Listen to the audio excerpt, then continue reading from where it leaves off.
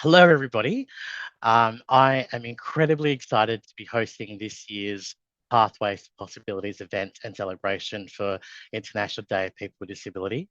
For those who I haven't had a chance to meet yet, my name is Giancarlo De Vera. It's so good seeing both past and present colleagues and friends here at the event today. So I wanted to say hello to those who I've had the pleasure of meeting. Teresa has joined. Oh, Helen Shearing. Brandon Buchanan has joined the meeting alert. thank you for that.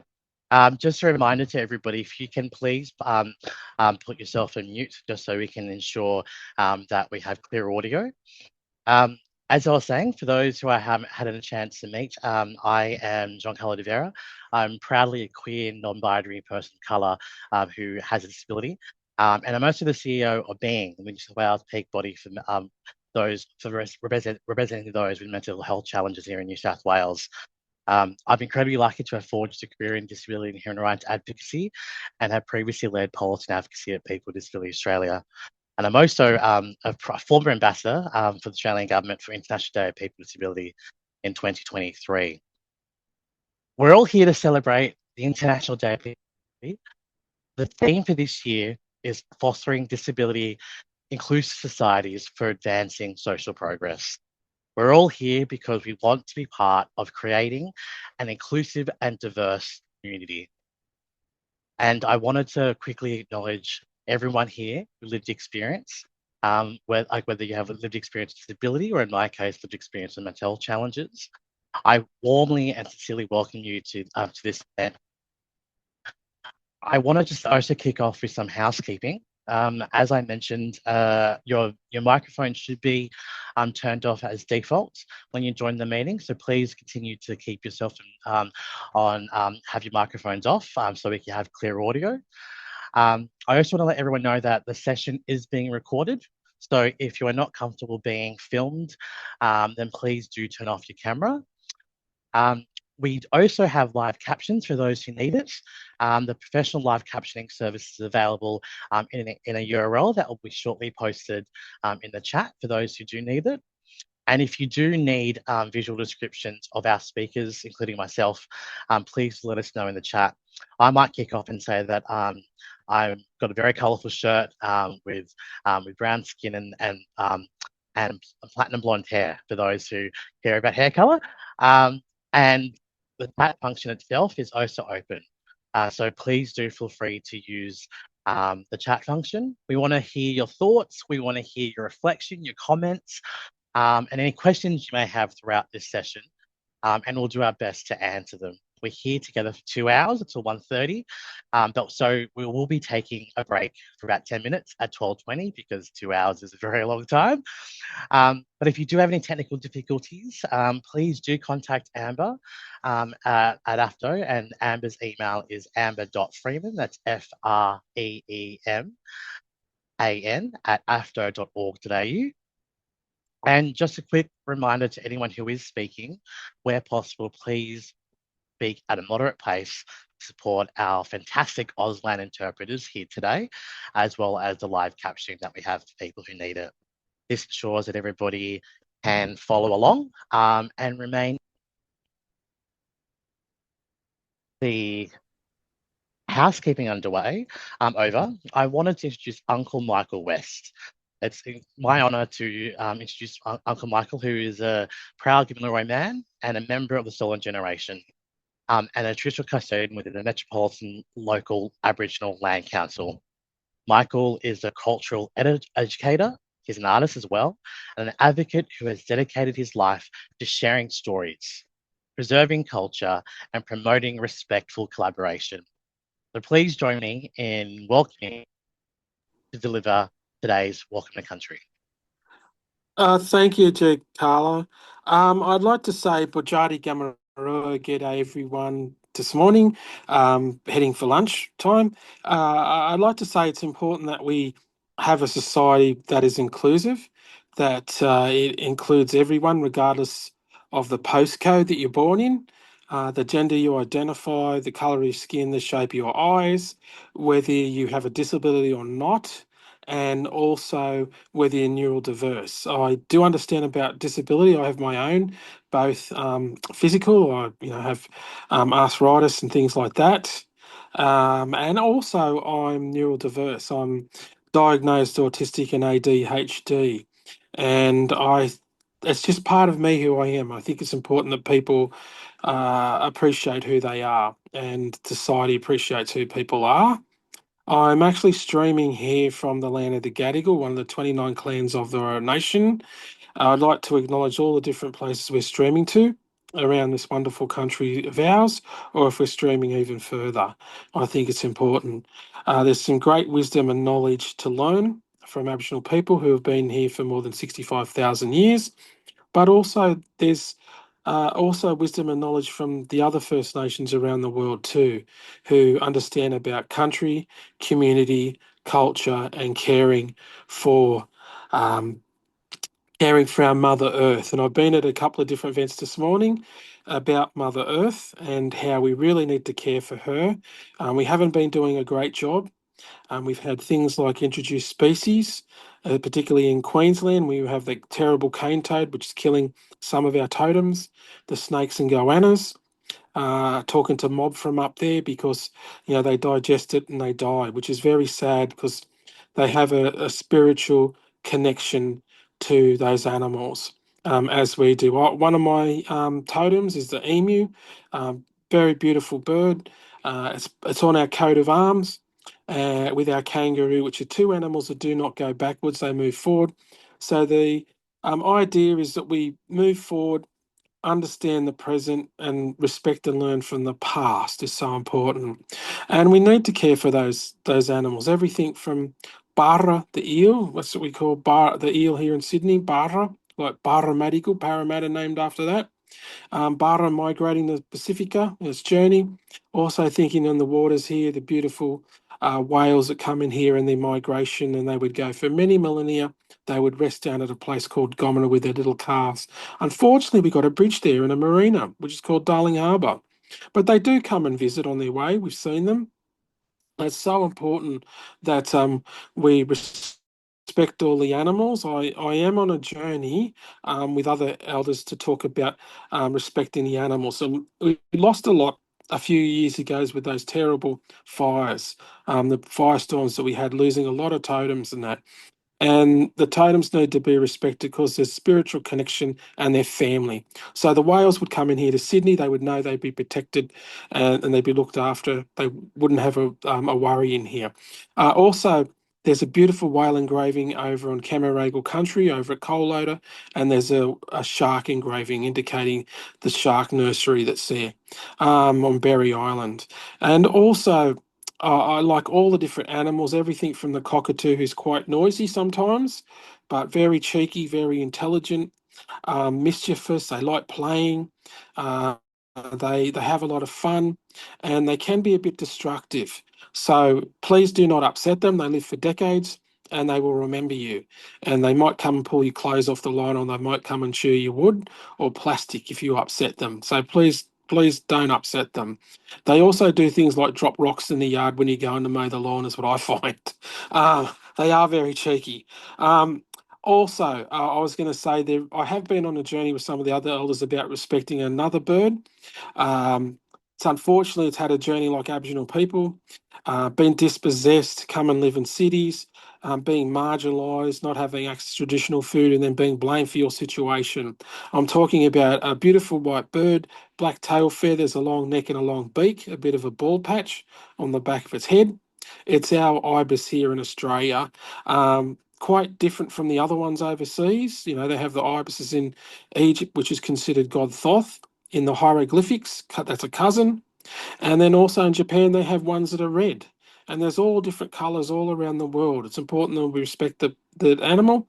Don't call me a bin chicken. No, I'm not a bin chicken. I'm the sacred ibis.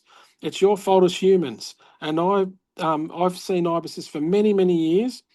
They're all in the city now, but they're out at a place called Bankstown at Lake Gillawana there for many years. I've known for 50 years there. And I never saw them going in bins. No, I never saw them going in bins out there. They live their little lives on the island and on the train lines, and having fun along the train line at Bankstown, talking to the train drivers and everything there. Um, my talking to some of the elders, I believe maybe they learned about going in the bins from humans. Yes, because humans are dumpster divers. Yes, maybe they watch humans. Look what they were doing and say, maybe I can get some good food out of there. So we all need a bit of a laugh. That I think that maybe the animals do watch us and learn from us. The cockatoo learn about turning taps on, and maybe the ibises learnt from us about getting food. It's not their fault. It's our fault as humans. We're not doing a great job, are we? We look at the TV and we can do a lot better. And I'm not happy about the attack on DEI either. It's important we create a society where everyone can thrive, and everyone's born with different set of cards, and we need to make it so they can play their cards to their fullest and thrive. It's important we send our love and respects to all the elders, Aboriginal, Torres Strait Islander, traditional owners, elders and custodians, but all the elders from around the world for the wisdom and knowledge they have. And also here in Sydney, I've been lucky to connect and have a few yarns with the 78ers from the queer community. They stood up and started the Mardi Gras, which was so important. And I like listening to all the different stories. And I did say to the 78ers, you've had your experience like Aboriginal people. Met by the police with batons and handcuffs and then thrown into jail, same as Aboriginal people. It's important we remember all these struggles that have had to where we get to today, but we got to continue fighting for people for an inclusive society. I'd just like to say on behalf of Metropolitan Local Aboriginal Land Council, elders and members, welcome everyone here. It's important that we not just celebrate one day a year people's disability or recognise it, but all year round. Just as with Aboriginal people with Reconciliation Week and NAIDOC Week, it's about celebration of who we are all year round, I think, and creating a society where there's less steps and more ramps, I think is what we need to do, and just be a bit smarter in the way we create things. And I'm so thankful that we're here in Australia. I've been invited overseas to a place you might know, but I'm not going because I don't want to.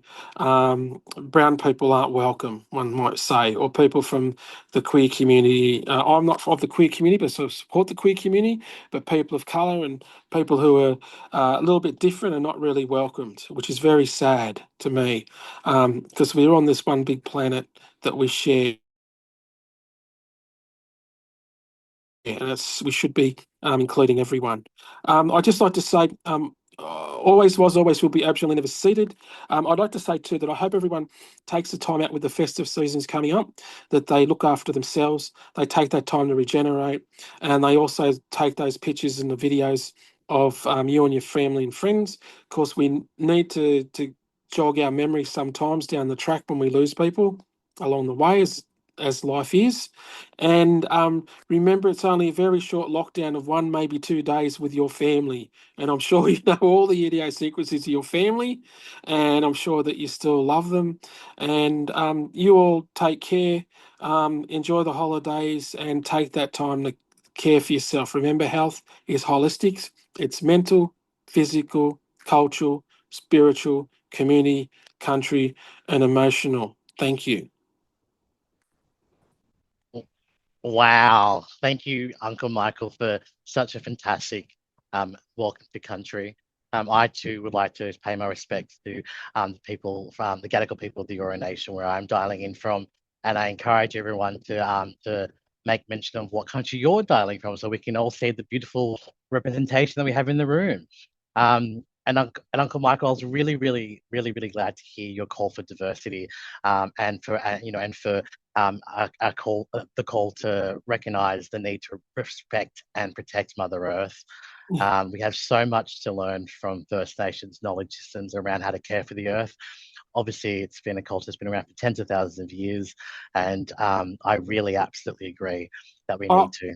I was going to say I do not like how history is being erased. It reminds me of the book 1984, and then also I saw 1984 a play theatre earlier this year, and I was thinking about that where people are being erased from history, and history is being erased.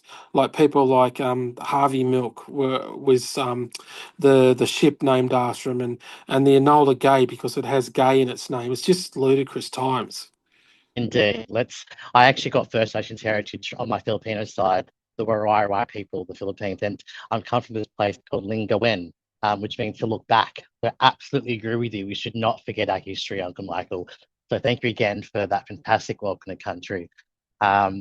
Moving on, I wanted to introduce our keynote today.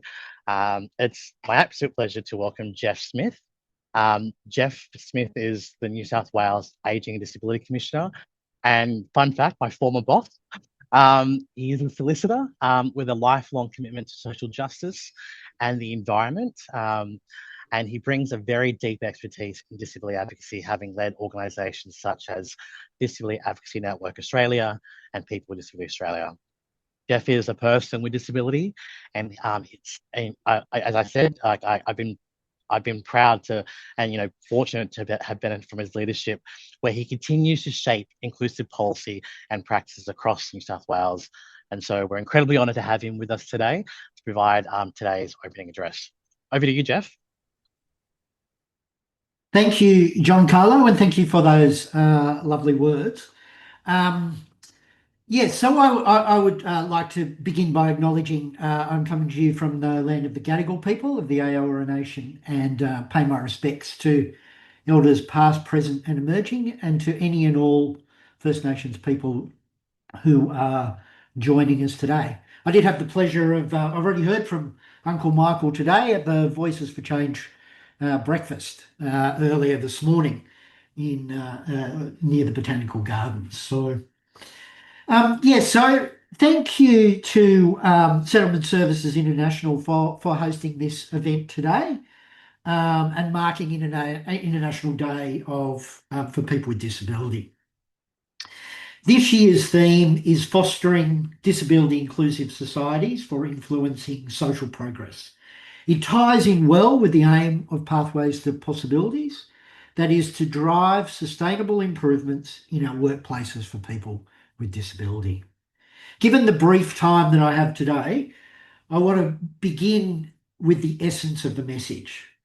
When we make employment inclusive, we build stronger, fairer communities. It is a resolve which is dear to my head and my heart. But it is also a resolve that we must approach with active hope and not just passive optimism. To paraphrase Dave Sweeney, quoting Mark Elias, both of whom were talking in different contexts, one about climate change and the other about the institution of democracy in the USA. I'll return to the theme of hope later in my talk today. The SSI report has this active hope in spades. It's myth debunking, people and evidence centred, actively engaging and hard-nosed in its focus. And all this will be necessary as the barriers to inclusion remain substantial.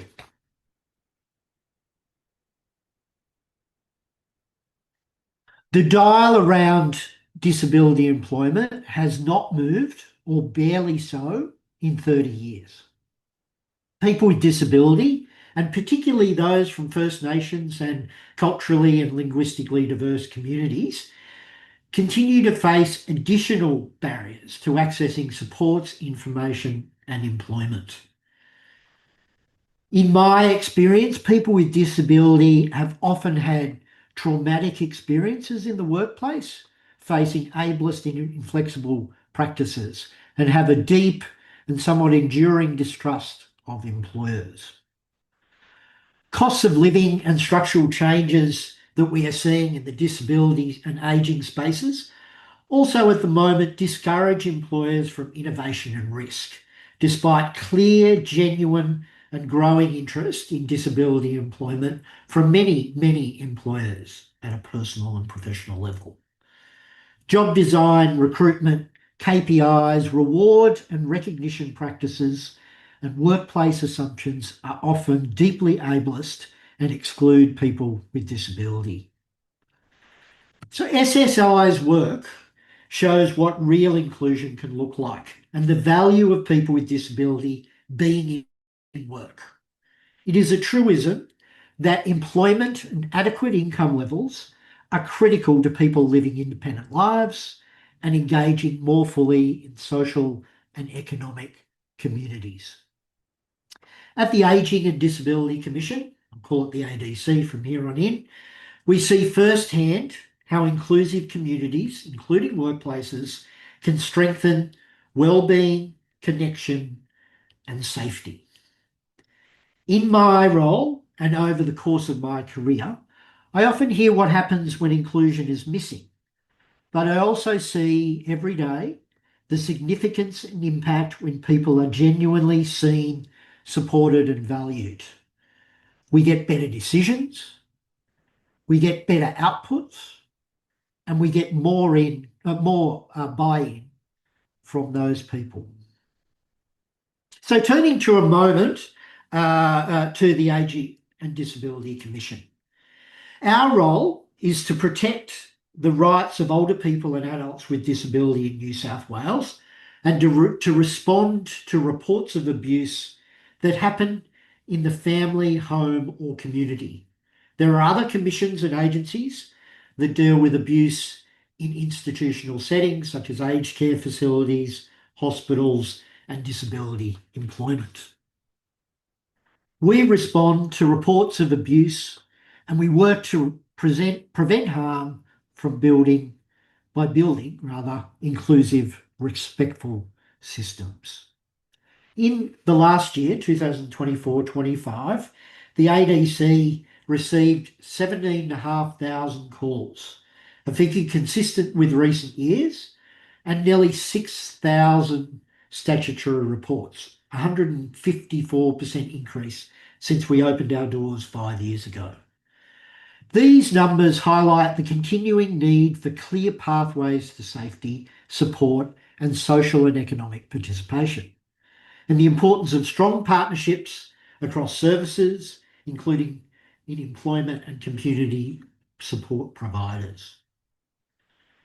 Safeguarding is not only about responding to harm, it is also about ensuring that the systems people rely on are inclusive, respectful, and equipped to help them thrive.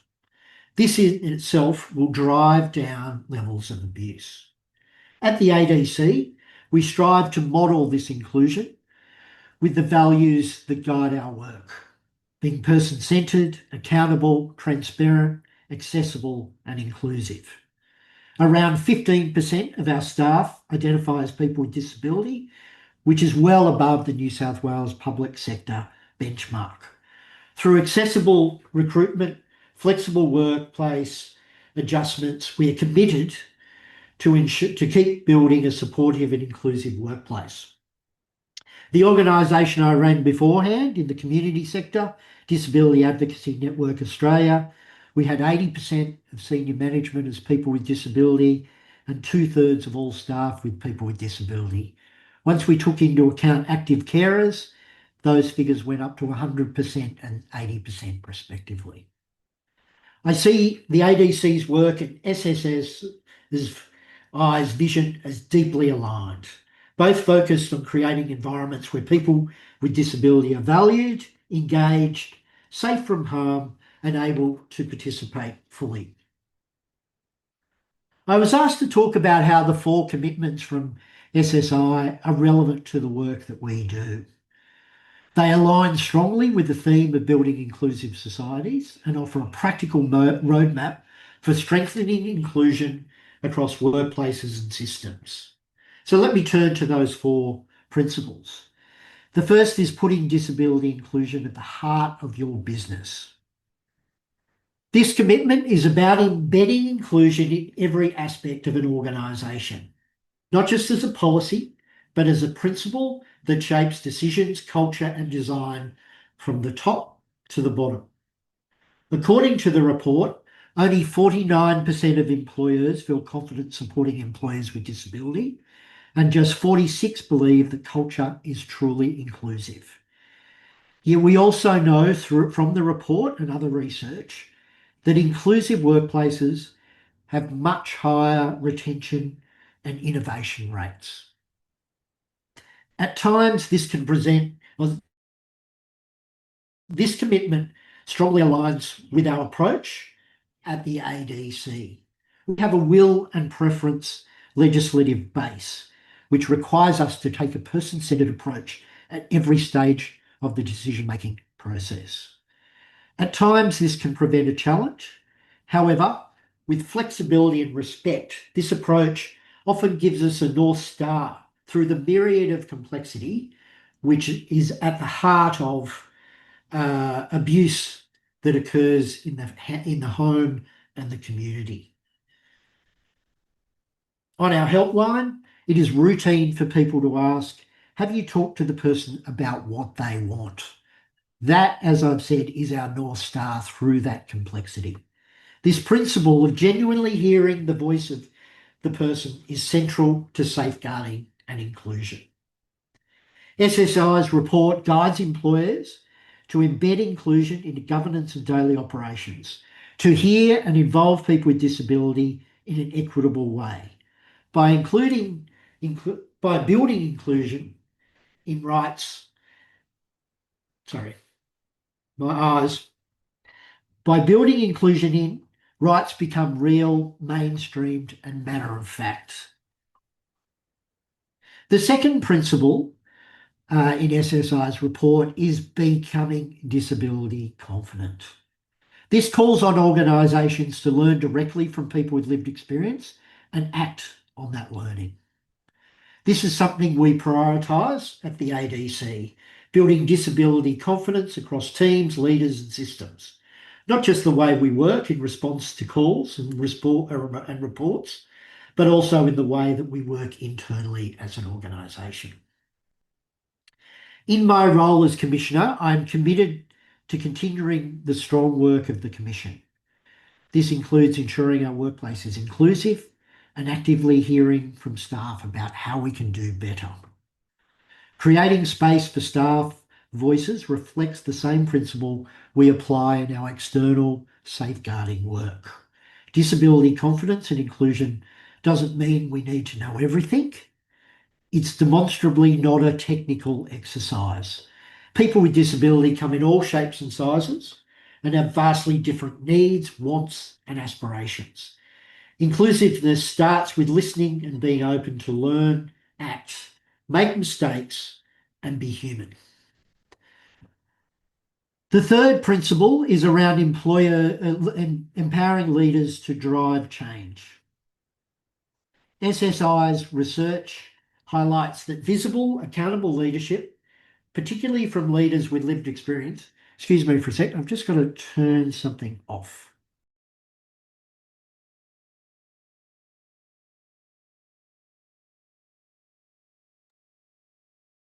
There we go, I'm back. Apologies for that. The third commitment is around empowering leaders to drive change.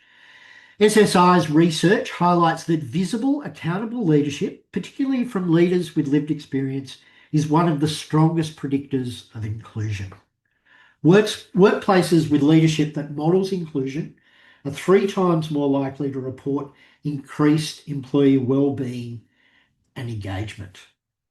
I strongly support SSI's statement that representation matters. Seeing leaders with disability or lived experience in decision-making roles sets the tone and sends a powerful message that inclusion is essential. As Marian Wright Edelman said some time ago, you can't be what you can't see. As a person with disability myself, I understand what that mantra means. And people with disability are excellent problem solvers. We often have to navigate through barrier after barrier just to get through the day or to finish a project. These problem-solving skills, in turn, often enhance resilience, empathy, and a demand for equity and fairness. At the Voices for Change breakfast this morning, one of the young people on the panel spoke about her struggles with mental health One of the teachers at the school with lived experience of those struggles called her aside and spoke to her, giving her tips and advice as to how to deal with those mental health struggles. The young person recalled, in her own words, that she cannot remember a single tip or piece of advice about that from that day, but she can remember the moment where she no longer felt alone, but she felt safe and supported and part of a broader community.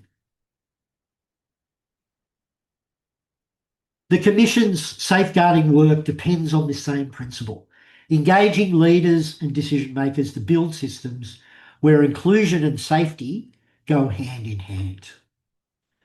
The final commitment in the SSI report is creating a safe, supportive and accommodating culture. Culture, of course, is at the heart of our work, creating environments where people can speak up, seek help, make mistakes and trust that their rights will be respected. SSI found that workplaces offering flexibility, psychosocial safety and proactive support have 30% lower turnover and report significantly fewer complaints. My experience would actively support those conclusions and that research. When employees feel safe to disclose a disability or request an adjustment, it makes our workplaces a better place to be, can help morale and motivation and workplace inefficiencies. Often it can feed into broader, more flexible approaches at a universal level across an organisation.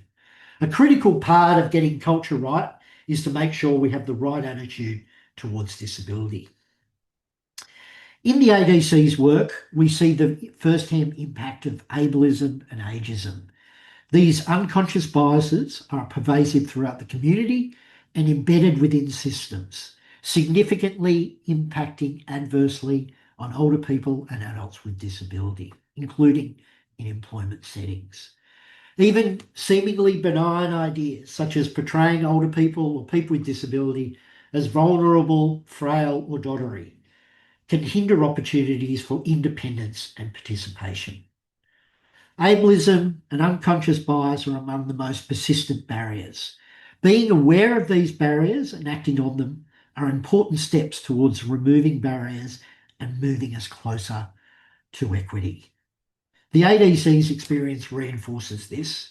Environments that prioritise respect, communication and inclusion are those where abuse and neglect are least likely to occur.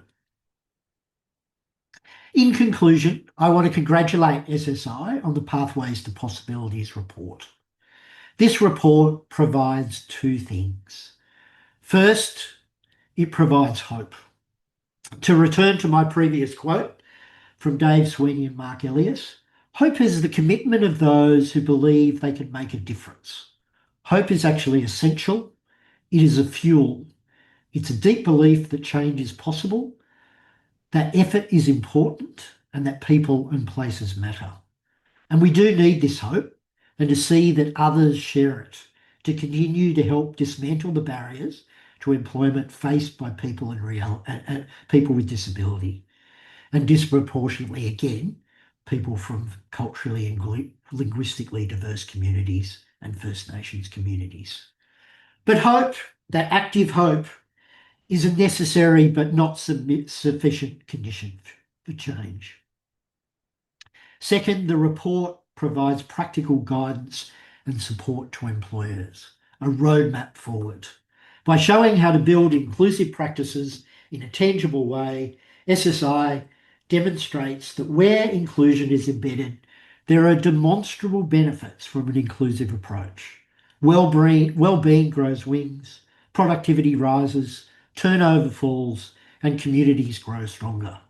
SSI's community-based approach is vital to building confidence, inclusion and connection, ensuring rights are understood and lived so that people can live better and safer lives.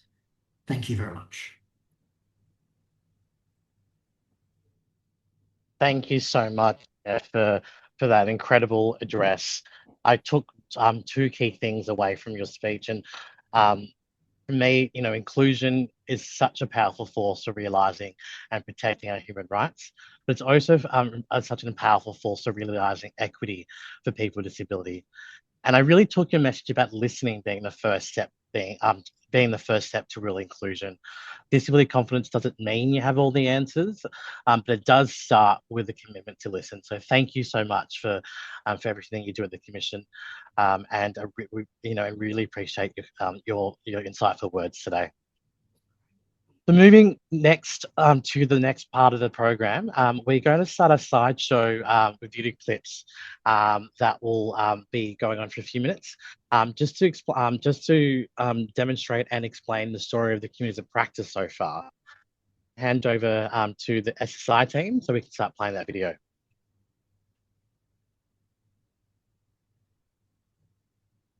Oh, we're just having issues with the audio. I'm not sure if that's just me.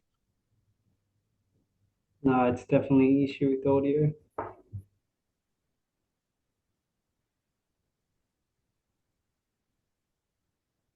Apologies, folks. We did try this before you all joined us and it was working before, but the beauties of online means we have to pivot and problem solve. But as Jeff said, people with disability are great problem solvers. So I'm sure we'll solve the problem soon enough.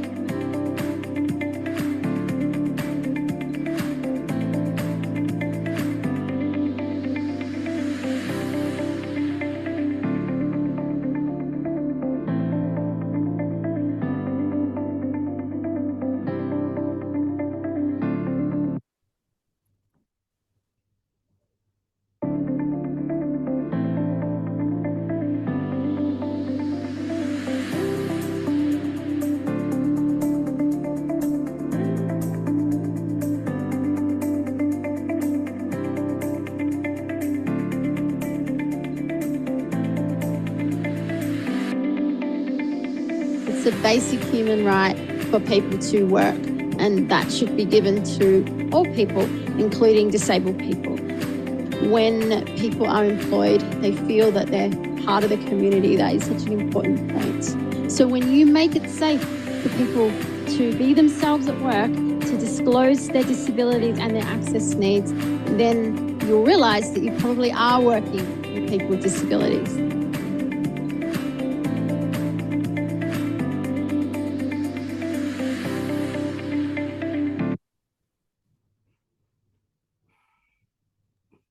Thank you for taking us on a journey of the communities of practice, and to take us on a journey a bit more around the great work that SSI does. I'm really proud to introduce Ben. I'm very pleased to introduce Ben Fioramonte, an executive leader at SSI with a deep commitment to social justice. Ben has worked across a range of sectors, including children's services, aged care, out-of-home care and the arts. And now Ben oversees SSI's local area coordination program and the multicultural child and family program. He's passionate about creating inclusive communities and supporting access for the most marginalised. So really proud and pleased to introduce Ben to take, and over to you, Ben. Thank you, Giancarlo. Really appreciate that. And thanks so much for that great intro. For a visual description, I am wearing glasses, I've got a blue shirt, and I have a beard. I'm also very bald, which makes me aerodynamic, which I love reminding people of, because for some reason that has relevance. Firstly, I'd like to acknowledge the traditional custodians of the land on which I meet today. So I'm on the land of the Gadigal and the Wongal people of the Eora Nation. And I'd like to acknowledge any Aboriginal or Torres Strait Islander peoples with us today. I would also like to really thank Uncle Michael for that warm welcome to country a little bit earlier on. You definitely have an incredibly personable approach. So it was great to hear from you, Uncle Michael. Ben, sorry to interrupt. Can we just check we've got your video on? I can't seem to see the video on your end. I don't know if everyone else is having that issue. Can anyone see me? I've clicked the. Yeah. No, we can't see you. Oh, okay. Oh, yep. That would be because I've got it turned off. Oh, there we go. We can now see Yeah. you. Yeah, you got me. Thanks, Ben. Should have mentioned in the intro, I'm also not technically savvy when it comes to computers or technology. Look, I just wanted to also acknowledge yourself, Giancarlo, Commissioner Jeff Smith for that incredible keynote and support, Matthew Hall, and our panelists, including Dr. George Teleporis, Tia Runback, Sharon Zabregas, and Laura Imbruglia, who are all incredible advocates for people with disability. So I'm very, very grateful to be here today with you all today. Now, look, I will be brief. There's obviously far more important people to listen to today, but I just wanted to point out a couple of things. So firstly, the Pathways to Possibilities initiative, led by our amazing head of disability supports, Nicole Smith, kicked off in 2024. So following that first big event, it's always been about enhancing disability inclusion. So particularly in the workplace. So since then, we've worked with key stakeholders and disability advocates to establish the Pathways Communities of Practice, or Pathways COP, and produce formal reports promoting strategies and commitments for employers that employers can make to ensure an inclusive workplace. And that's obviously what Jeff was, really articulated really well a little bit earlier in his keynote. So today actually marks the 4th Communities of Practice meeting with 35 members, and that includes people with lived experience, 13 councils, state and federal departments, government departments, peak disability bodies, and corporate organizations. So we are really proud of how big this community has become. And I think the collective work that we are doing together fits perfectly into this year's theme for International Day of People with Disability in fostering disability inclusive societies. SSI has been doing, and many of you will be aware of this, but SSI has been doing a great deal of advocacy in terms of disability reforms. So namely in promoting equity and better access for people with disability from multicultural communities across employment and other reforms, including Thriving Kids, which many of you would know about. So we've given statements at numerous inquiries around disability reforms and have recently established a statewide working group to provide recommendations to government on the needs of people with disabilities, including those from CALD backgrounds. So we just have our foot on the accelerator. I know we're leading up to the end of the year, but we are not an organization that sleeps. So if you would like to know more, or you'd like to have a chat with us around how you might collaborate or how you might want to partner in some way, please don't hesitate to reach out to us. We would love to hear from you. So just in wrapping up, I want to thank everyone for joining today, and thank you for all the ways in which you're all continuing to advocate for social justice and inclusion. And I'd also like to give a big shout out to my team, in particular, Nicole Smith, Beck Malley, Callum Braithwaite, and Mandy Watts, and the Pathway COP members for all their incredible work throughout this entire year, and also in pulling today's event together. It's great to have you here. They've done a fantastic job. Glad you're here, and thank you. So I'm going to let you go now so we can move to the next speaker. But thanks so much for your time today. Thank you, Ben. And as a person of colour with disability, I really appreciate the work that SSI does and all the systemic advocacy you do. I actually bumped into your CEO yesterday in Canberra, and so I definitely know that the systemic advocacy that SSI does is leading the conversation. So next up, we have Matthew Hall from our other co-host, Australian Federation of Disability Organisations. Matthew Hall is the National Manager of Advocacy at AFDO and Policy as well, my apologies. And he is a passionate advocate for disability rights and inclusion with a wealth of experience in, in policy, leadership, and shaping national standards, serving on multiple advisory panels, and has previously led Arts Access Australia as CEO. Matthew works to remove the barriers and promote equity for people with disability across Australia, and he lives in Gundungara country in the Southern Highlands, where he balances his work, his fantastic work, with a lot of philosophy, not philosophy, photography, local community, and jams. So over to you, Matt. Maybe you could talk to us about jams. I think we might. Are we going to play the video first, Mandy? Matthew, if you don't mind, I'm having an issue with the background music coming over. So can we play it All after right. the break? If Okay. so, I can troubleshoot. Yep, Sorry, everyone. That's all right, for sure. Well, you'll get to hear and see some of the great work that AFDO's Business Inclusion and Diversity Services team has been doing over the last 10 years to help small and medium-sized businesses in the ACT and New South Wales Hunter region. After the break, I think, or certainly after this presentation, their work, which is backed by over a decade of proven results and evaluated by Deakin University, supports and has supported hundreds of businesses nationally to build disability confidence, open employment pathways, and strengthen community connections. Justin Trudeau, the former Prime Minister of Canada, once said, "Leadership should be focused on extending the ladder of opportunity for everyone." In the lead up to International Day of People with Disability, I want to challenge you all to show leadership in extending the ladder of opportunity of inclusive employment for people with disability. Embedding disability inclusive employment practices in your business is great for people with disability, it's great for your business, and it's great for the economy. In turn, this combination means that it's great for Australian society, and it's a guaranteed way to advance social progress. People with disability are among the most economically disadvantaged groups in Australia, facing disproportionately high rates of poverty, low employment levels, and limited access to adequate income support. It's well documented that people with disability are much less likely to participate in the labour market, and when they do, they face higher unemployment rates. On current estimates, less than half of all people with disability, or 48% approximately, are employed, compared to nearly 80% of people without disability. 10% of people with disability who are employed are underemployed.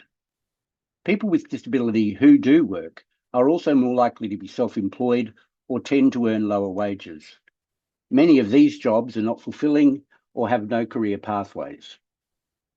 According to the International Labour Organization, these disparities are driven by limited provision of workplace accommodations, lack of employer disability awareness or confidence, greater job flexibility offered by self-employment, and discrimination and unconscious bias against people with disability. Lack of access to the employment market results in long-term reliance on government payments as the main source of income for many working people with disability. Those payments are not sufficient. And where a person with disability is unable to access the disability support pension, they're put on job seeker payments and must comply with mutual obligation requirements unless Services Australia waives those requirements. In these circumstances, we have the perverse situation where Services Australia recognises that the person cannot reasonably seek employment, but that person is denied the disability support pension and is paid job seeker at a rate around $300 to $400 less a fortnight, pushing many people into poverty. This contradiction and the likely flaws with the DSP eligibility criteria or assessment processes, however, is a discussion for another time. Increasing workforce participation among people with disability generates substantial economic returns, including stronger productivity growth and a broader, more inclusive labour market, enabling more people with disability to contribute their skills and talents in the workplace. We can tap into an underutilised talent pool, stimulate innovation, and support sustained economic development. Importantly, increased employment outcomes also reduce reliance on income support and associated government services, delivering measurable savings across health, housing, and social service systems. These combined benefits contribute to a net positive impact to the economy and to national prosperity. By uplifting social inclusion for people with disability to a level equal to the rest of the population, Australia could unlock $84.2 billion every year in collective economic benefits and reduce social supports. In 2023, Deloitte Access Economics, in a report commissioned by the Achieve Foundation, concluded that if 1 in 5 people with disability currently unemployed could find employment, that's approximately 240,000 additional people employed, that would contribute an additional $25.2 billion annually to the Australian economy. Reduced underemployment would also add an additional $0.4 billion annually, driven by approximately 1 in 6 of all underemployed people with disability gaining full employment. Employing people with disability is good for our economy, and it is ethically and socially responsible. But wait, there's more. It's also a strategic decision that leads to tangible business benefits. Employing people with disability is great for your business. It drives better financial performance, higher productivity, improved staff retention, and lower absenteeism. It also leads to increased customer loyalty and an expanded talent pool. In 2023, global consultancy firm Accenture, in partnership with Disability In and the American Association of People with Disabilities, published the Disability Inclusion Imperative. This research explores disability inclusion amid major technological advancement, changes in geopolitical dynamics, and the effects of COVID-19 across 346 US companies. Those companies participated in the Disability Equality Index, a global benchmarking tool that scores businesses on their disability inclusion policies and practices. That report found that companies that have led on key disability inclusion criteria between 2018 and 2023 have realised 1.6 times more revenue, 2.6 times more net income, and double more economic profit than other participants in the survey. They're also 25% more likely to outperform on productivity compared to their industry peers that have not participated in the survey, measured as revenue per employee. However, the percentage of these leading companies has remained consistent over this 5-year period, even though the number of companies that participate in the survey has more than doubled. In 2018, 32% of the 140 companies, or 45 businesses, that were studied qualified as leaders in disability inclusion in employment. In 2023, with 346 companies participating, that figure dropped to 30%, or 104 businesses. Some of the barriers or challenges companies face when striving to improve disability inclusion that are identified include a lack of disability disclosure at board and executive levels and incorrect assumptions about the cost of inclusion. In an earlier 2018 report, Accenture found the 3 main reasons that companies have not leveraged the talents of people with disability are a lack of understanding of the scope of the talent available, a lack of understanding of potential benefits, and misconceptions about the cost versus return on disability inclusion. The position is very similar here in Australia. The Australian Human Rights Commission confirms that leading companies with strong disability inclusion policies experience higher productivity, improved staff retention, and lower absenteeism rates. They have improvements in profitability related to both employee performance and increased customer satisfaction. Employees with disability consistently demonstrate punctuality, loyalty, and high attendance. And in addition to cost savings for businesses on rehire and lost productivity, these attributes lead to improved customer experiences and a potential competitive advantage. Those businesses also report on average 28% higher revenue, double the net income, and are twice as likely to have shareholder returns exceeding those of their competitors. As we've heard already today, people with disability have often very good problem-solving skills because of their regular experience in adapting to challenges and finding creative solutions. Businesses that employ people with disability are up to 9 times more likely to innovate, thanks to these diverse perspectives and adaptive skills.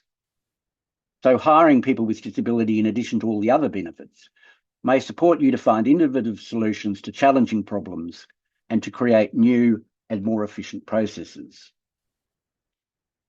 But adjusting your recruitment processes and hiring more or any people with disability isn't enough, nor is it enough to provide reasonable adjustments or otherwise make your workplace accessible. It's important to always keep in the front of your mind that an accessible workplace is not in and of itself an inclusive workplace or an inclusive employment environment. Understanding the differences between an accessible environment and an inclusive employment is particularly important for creating work environments for all, including workers with disability. Accessible employment seeks to remove barriers for people with disability. This is important, but in and of itself, an accessible workplace does not create an inclusive environment. An inclusive environment strives to create a universally supportive and engaging working environment for all. And an accessible environment may still need to make changes to improve and embed inclusive culture. An accessible workplace ensures that people with disability can perform all the requirements of their job and fully participate in the workplace. This involves removing barriers that might prevent people with disability from accessing the workplace, the tools or equipment needed to perform their role, or the necessary information and other materials needed to fully participate in the role, their professional development, and social and other workplace activities. It involves making adjustments, and I argue not only reasonable adjustments as currently required by the Disability Discrimination Act, and to work arrangements or environments such as flexible schedules, modified workstations, accessible software, or extra breaks to accommodate individual needs. An inclusive workplace goes beyond accessibility to create an equitable working environment where all workers, regardless of their abilities, backgrounds, or identities, are welcomed and valued. It requires an ongoing commitment by everybody, requiring active effort, evaluation, and leadership support to ensure everyone, including employees with disability, can thrive. One thing I want to focus on in particular is how your policies and procedures must, if you're going to create an inclusive environment, include intentional management practices that institutionalise care responsibilities as a legitimate and supported dimension of decent work. Research this year by the International Labour Organization found that companies with strong care and support policies typically see positive results in employee engagement and productivity. The World Economic Forum estimates that enhancing employee health and well-being can generate up to $1.7 trillion in additional global economic value by boosting productivity, reducing turnover, and reducing absenteeism. Employees with disabilities and employees with dependents with disabilities who feel their employer understands and responds to their needs are far more likely to show increased motivation in performing their job, be satisfied in that job, and to stay with the company.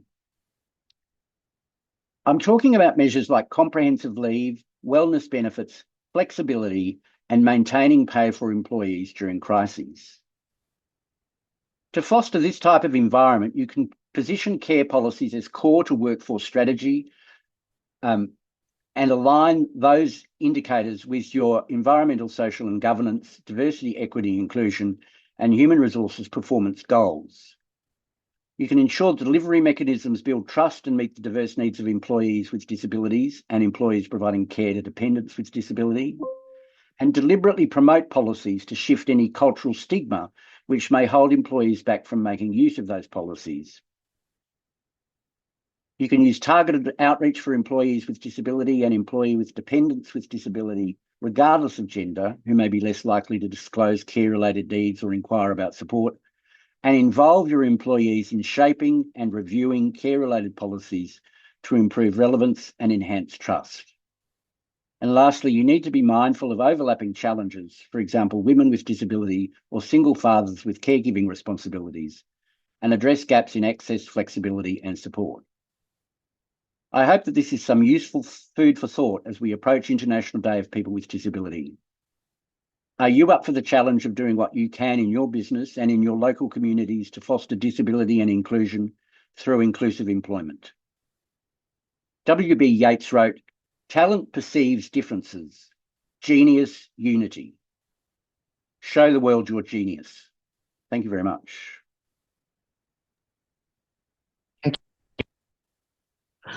Giving us some really practical steps and outlining the need for, that, people with disability, as you said, are employed like only half the time. 1 or 2 people are employed. And that leads to the fact that Australia, despite our resources, have the second highest relative risk of poverty in the OECD, which is just shocking to me. So thank you so much for providing, again, really practical steps and outlines that our members of the community of practice can take. I understand that we're having issues with the audio still, so we're going to go straight to the break, and we'll come back from the break, and we'll have that video played from AFDO on the Visiting and Diversity Services. Can I please ask everyone to come back in 5 minutes, so that's 12:38 time, and if you can join us in 5 minutes, we will start the program again. See you in 5 minutes.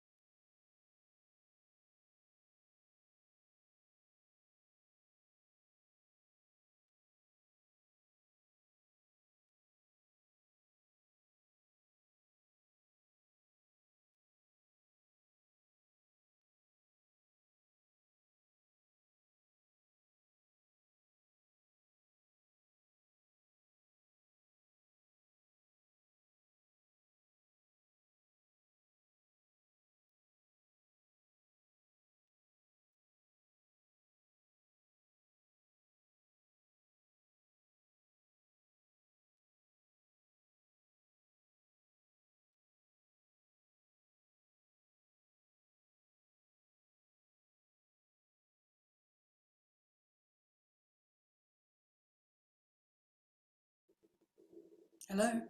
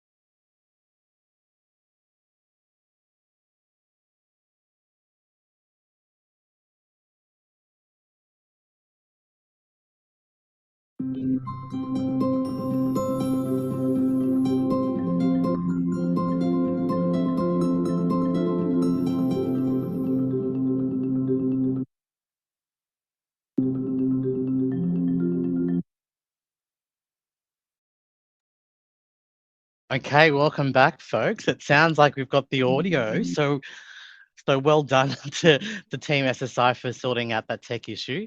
But before we go to the video, I wanted just to lift up some stories and comments from the chat and encourage other people to continue sharing your stories.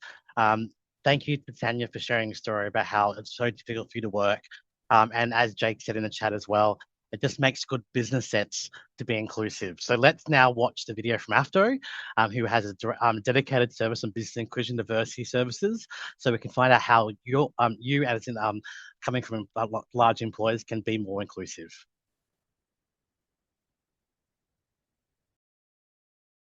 Hi, my name is Pamela McGowan and I'm the coordinator of libraries at Queanbeyan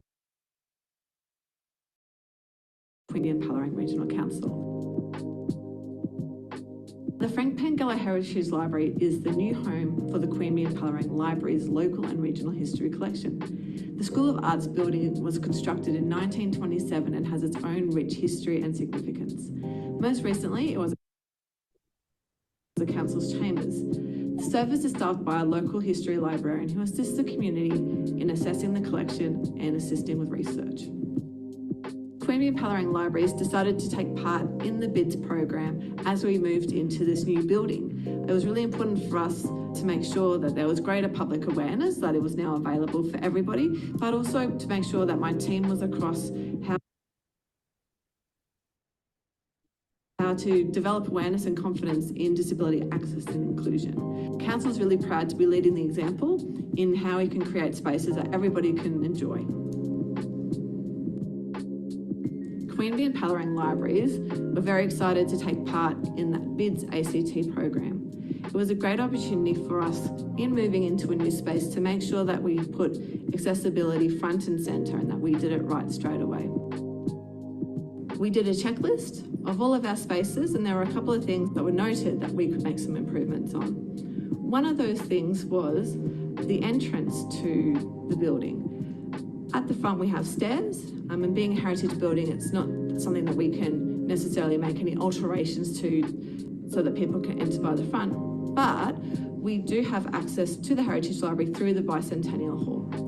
And we wanted to make sure that people knew that they could access it this way. We created call flute signs that included details of the Heritage Library and a phone number so that somebody could call to make sure that we would be able to open the doors and provide them access that way.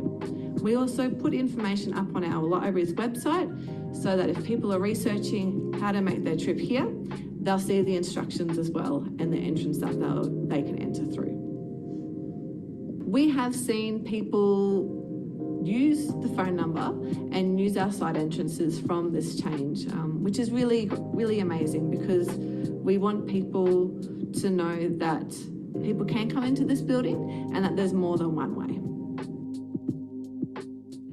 It was also a privilege for our team to attend an information session with Angie and Mark from BIDS ACT. They had a fantastic presentation talking about different things that we might all take for granted, but for people that have accessibility needs, it can make life a lot trickier if things aren't considered or put into place.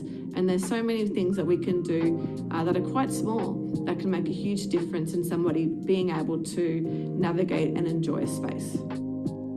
This program has allowed us to be aware of the ways that we can be more inclusive and provide services for everyone. And I think as council, we're proud to kind of be leading by example in doing this. And the idea of working with a smaller team to begin with, just libraries. And then from there, this has led to further conversations with other parts of council. So it's exciting to see how small changes can then have bigger impact, not only just for the community, but for organisations as well. At libraries, we do get a number of different requests from individuals with additional needs that would like to either do some work experience at the library or some training, like a school-based traineeship. This is something that we take very seriously in terms of the preparation and the support that we want to offer individuals who join our team.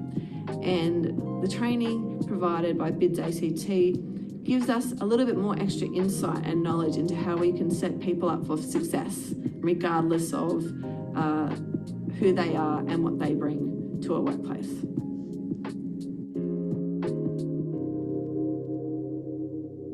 For those businesses that are considering the BIDS program, whether it's in the ACT or New South Wales, I would highly recommend it. The process has been really informative and inclusive.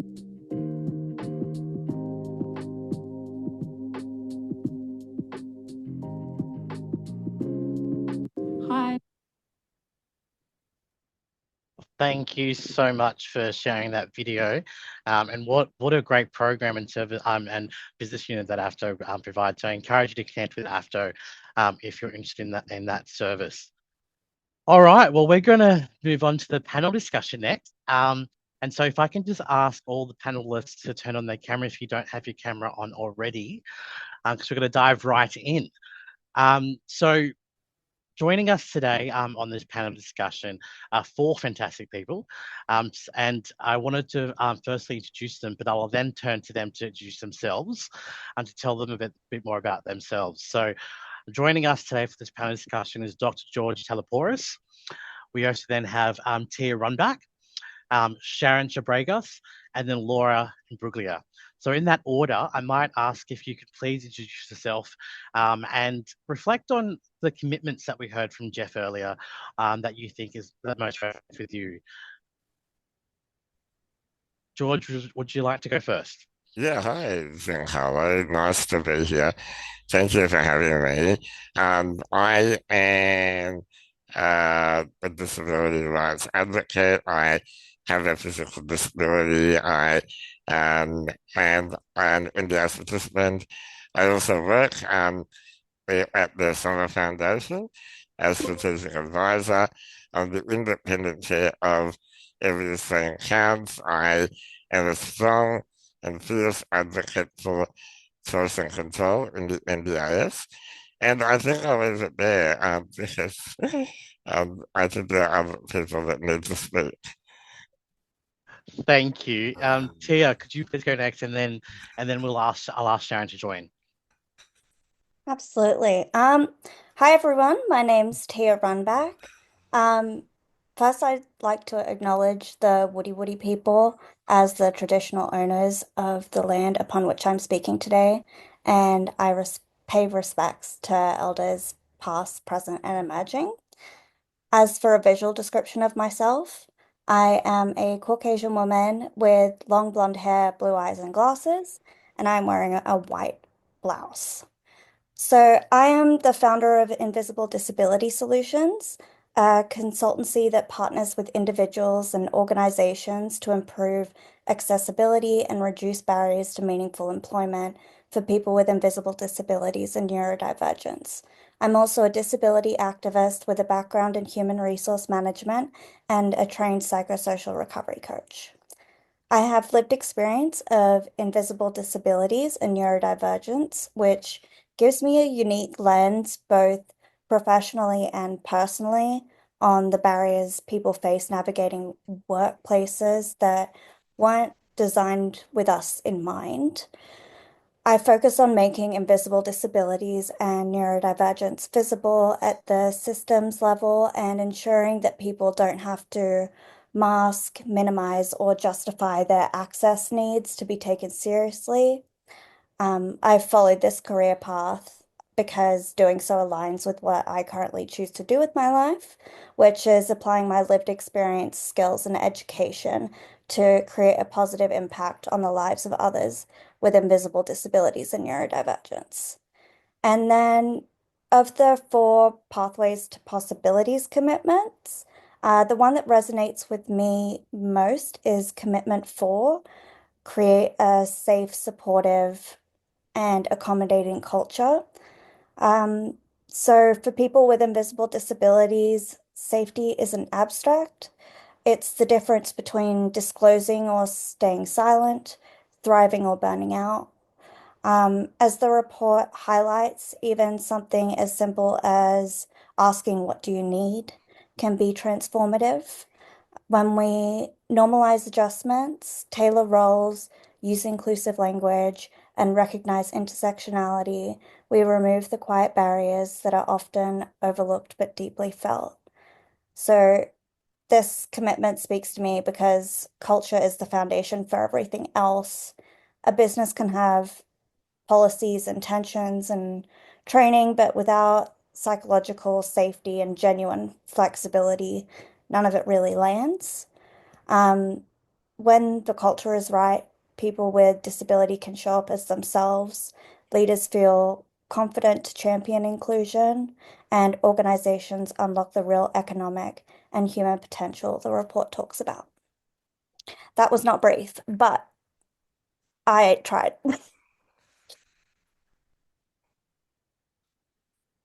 No, thank you, Fatia. It was really good to hear from you. But Sharon, would you like to go next? Hi, everybody. I would like to first acknowledge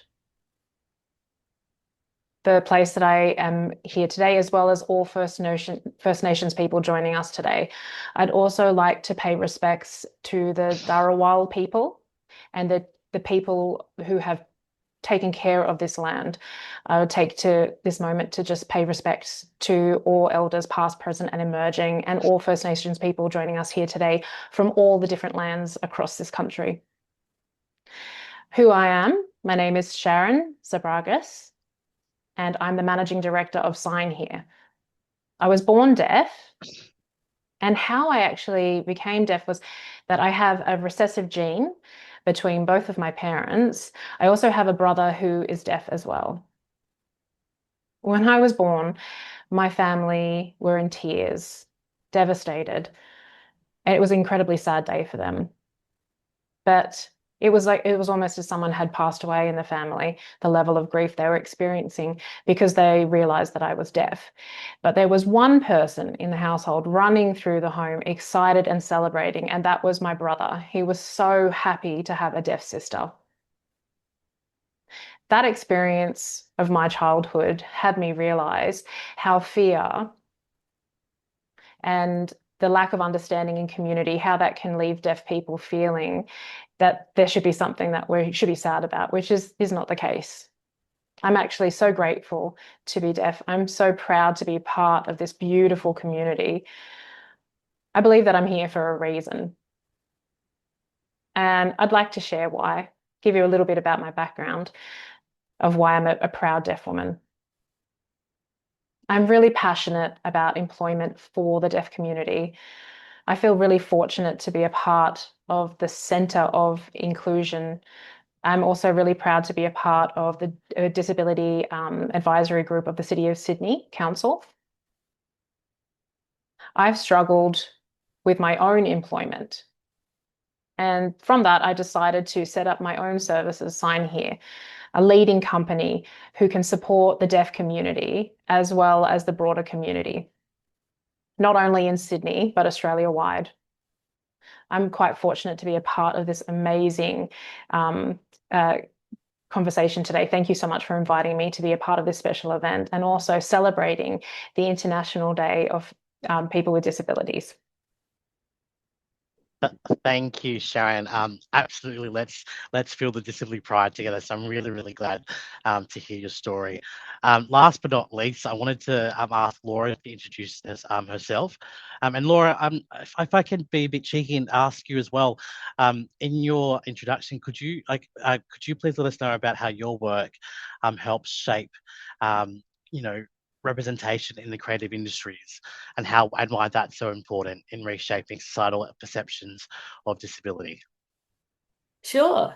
Hi, everyone. Thanks for having me. I'm dialing in from the lands of the Wurundjeri Woi-wurrung people in Naarm, Melbourne. My visual description, I'm a woman with shoulder-length brown hair, pink-rimmed glasses, a maroon jacket, and a cream blouse. So I work as GM of programs for Bus Stop Films. I manage our national accessible filmmaking programs for people with autism and intellectual disabilities. As part of the program, participants obviously are learning filmmaking skills, but the program also builds skills in communication, confidence, and it provides connection to community. Prior to this role, I was program manager for Tassie Arts Festival Mona Foma, where in addition to programming, I oversaw the introduction and marketing of its access initiatives, including Auslan for live music. And I've done similar work at Music Victoria, in addition to producing its annual Music Victoria Awards event and broadcast. I also led the creation of an accessible venues program for Music Victoria, which educated Melbourne venues on simple and affordable ways they could make their venues and websites more accessible. The key area that I'm passionate about, from the pathways to possibilities is number one, putting disability inclusion at the heart of your business. So I'm all about normalizing access in workflows, in budgets, onboarding processes, marketing, in the information that you share with members of the public on signage, wayfinding, some of the things you saw in the video just before this panel started. There's lots of really simple things that you can do to make your business or event accessible, welcoming, and inclusive. Giancarlo, I think you've put my number one question as part of my introduction. So expanding on what I was just saying, a few of the things that you can do to build that access into your business and that inclusion. You can build an access line item into your budget templates, like catering or any other vital line item that you would have in your budget. It can obviously scale depending on the total budget, but you should always include it and include it in grant application budgets as well. Normalizing asking for access needs in interview forms and in staff and contractor onboarding forms, like you might ask for dietaries. Hire people with disability and support them with their stated access needs. You can give yourself quotas for hiring. And if you really want to put your money where your mouth is and be the change that you want to see and hold yourself accountable, publish them. And why representation is so important? Well, firstly, for creating aspiration for people with disability to know those roles are there for them to aim for, like they are for anyone else. Secondly, having that representation inspires other businesses and leads to more hires and more opportunities. And giving those opportunities and chances ultimately changes hearts and minds about what's possible and what kind of world we can live in. Thank you, Laura. I am just conscious of time, so I really appreciate you for doing that. So I am going to change the order a bit for speakers. So if I can just ask Dr. George the next question.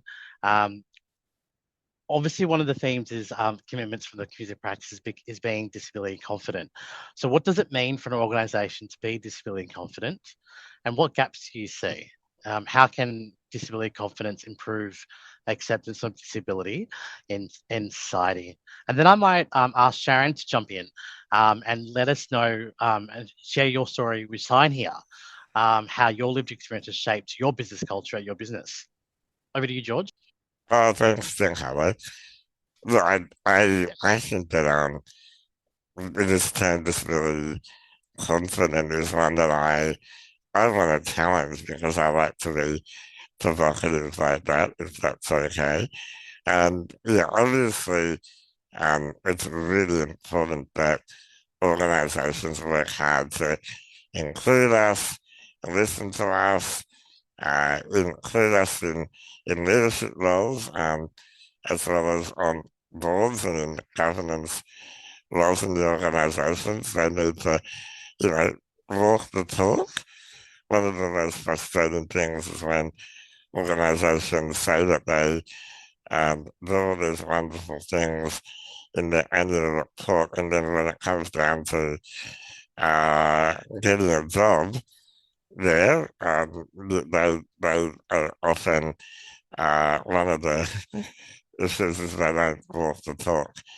And I think that there is this thing that I've noticed, and that's disability overconfidence. They're falsely confident, and they say that they're great at inclusion because they ran a disability awareness session in 2012, or they have all the signs up, all the right messaging on the walls, but they don't necessarily do what actually matters to people. I really think that disability overconfidence has become a big problem, and it needs to be avoided. And instead of thinking that you know it all, you need to constantly checking and asking and listening and actually involving disabled people, and don't be offended when we tell you that you got it wrong. I think that that's really key, that people can feel comfortable in pointing these things out. Disability organizations often, say they have all these wonderful statistics about the employment record, but when you look around, there's no one with an intellectual disability in the organization, or there's no one with a severe physical disability in the organization. And I think that as more and more people identify as having a disability, that's a wonderful thing. But that often means that people who need actual adjustments that are significant, they don't get seen or employed.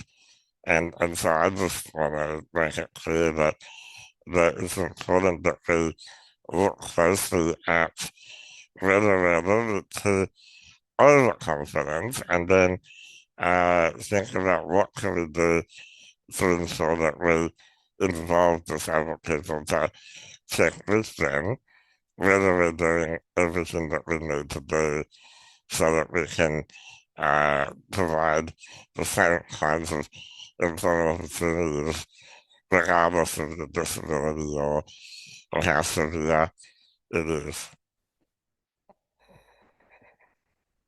Thank you, George, and you're absolutely right to challenge the notion of disability confidence, and you're right. It's the key to inclusion is knowing that you don't have all the answers and you should listen to people with disabilities. So thank you, George. Sharon, could you please share your story about how you've built a business culture that is disability inclusive?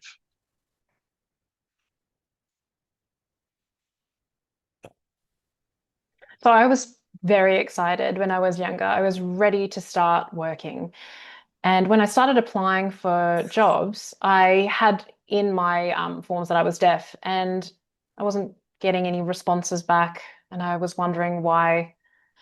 And so I actually removed the information that I was deaf, and I started to receive responses. So it was clear to me at that time that that was a fear from employers of employing a deaf person. So going back to what you've said, I think that lived experience, because being deaf really has helped me to really connect in with my team.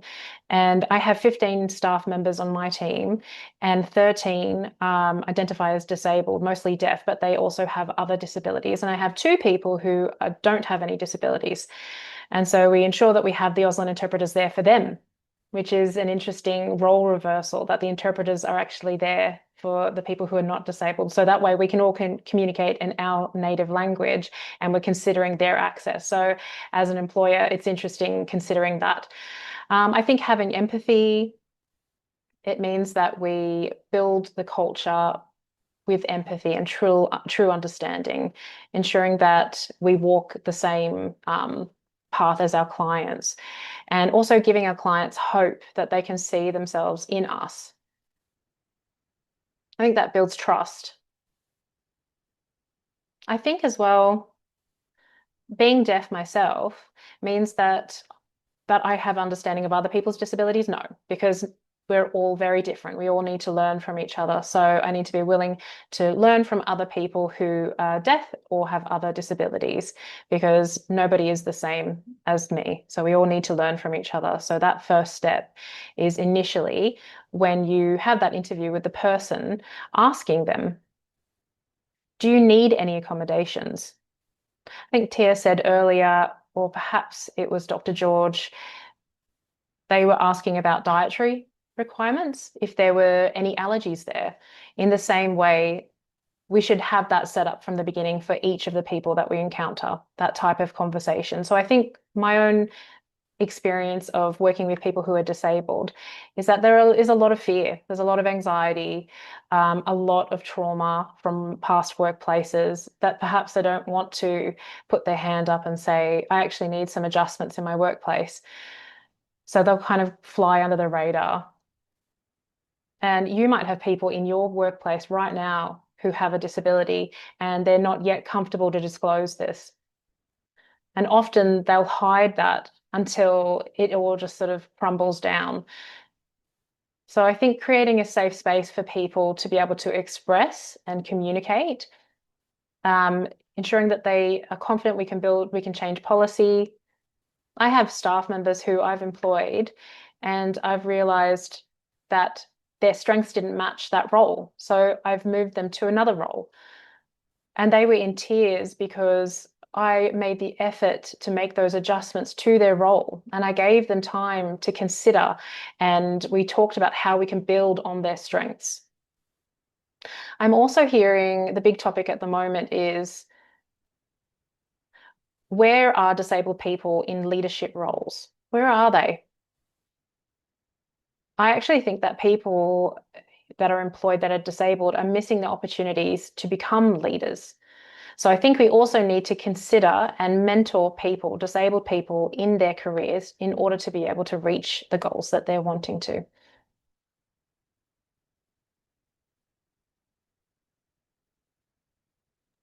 Thank you, Sharon. Yeah, I couldn't agree more with your points around disability leadership. I really think it's an untapped potential for society at large. And I loved what you said about disability being individual to the person, and empathy being so key to understanding everyone's experiences and what they need in the workplace. So Tia, I'm going to throw to you next because you've got an invisibility disability like me. So how can organisations become more confident with supporting people with invisible disabilities and neurodivergence? So I think the biggest way organizations can build confidence in supporting invisible disabilities and neurodivergence is by shifting from a diagnosis mindset to a needs mindset, while also like considering universal design, and creating access for everyone. So most barriers come from uncertainty. Managers are scared of getting it wrong. But confidence grows when workplaces normalize simple conversations like, what do you need to do your work best?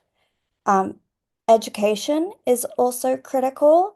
So invisible disabilities can't be supported if people don't know what they look like.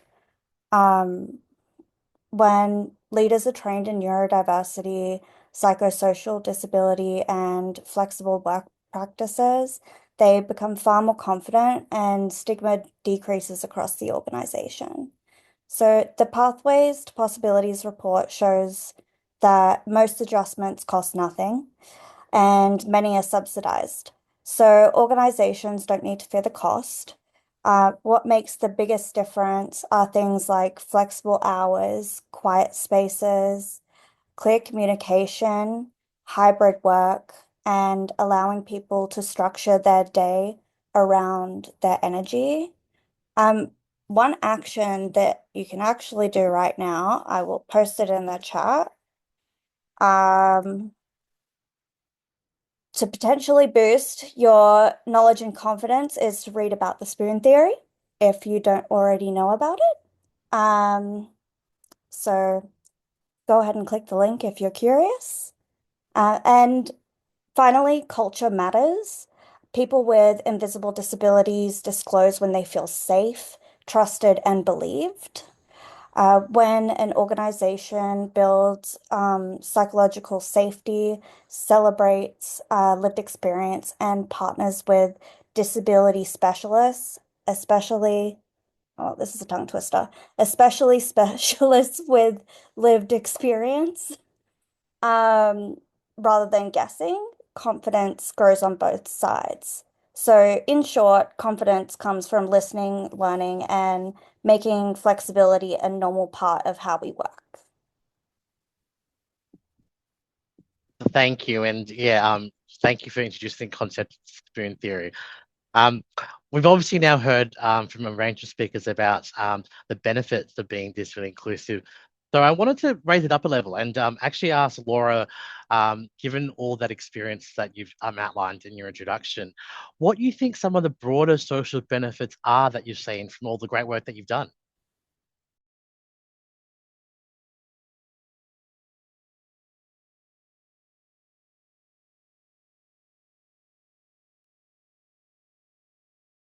Oh, yeah, perfect.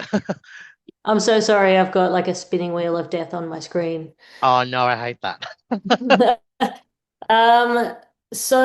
Yeah, access is for everyone. And I guess that's something that people overlook so often. So in previous roles, I've seen some hesitation from staff when it came to embracing access initiatives, not because they didn't want to, but out of uncertainty and anxiety about getting it right. I think giving staff some basic disability awareness training from someone with lived experience is a really good place to start. I was lucky to receive that at Music Victoria, which then gave me some simple tips and confidence to feel like I could then tackle the marketing and delivery of accessible events in my next role. I also undertook consultation with members of the local disabled community. And what I found was that once my colleagues saw their outcomes, their confidence grew in their ability to deliver the initiatives. And it just takes consistency, community engagement, and a willingness to start. In terms of the benefits, the broader social benefits are significant. So, for example, at Music Victoria, we had a 900 capacity venue for our annual awards event, and we always had to turn people away. And then in COVID lockdowns, we introduced a live stream, and the audience jumped to 25,000 overnight. So that annual live stream is something that the organisation has held on to now because it's obviously hugely valuable. And that's access for everyone that strengthens community. It builds a healthier cultural ecosystem, sets an example and raises the bar within the industry and demonstrates what's possible when organizations commit to inclusion. Once you making events accessible ultimately helps organizations become more disability confident, because once they do it, they'll really quickly understand the value socially, culturally, and commercially.